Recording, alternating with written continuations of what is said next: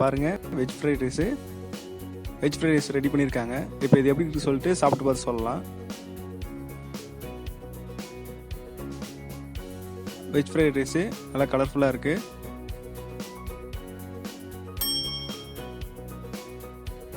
நல்லா இருக்குது, ரொம்ப டேஸ்ட்டாக இருக்குது. சிம்பிளாக தான் பண்ணோம், உண்மையிலே ரொம்ப டேஸ்ட்டாக இருக்குது. நீங்களும் இதை வீட்டில் ட்ரை பண்ணிவிட்டு எப்படின்னு சொல்லிட்டு கமெண்டில் சொல்லுங்கள். மறக்காமல் அன்னம் வகைகளுக்கு சப்ஸ்கிரைப் பண்ணுங்கள். தேங்க்யூ.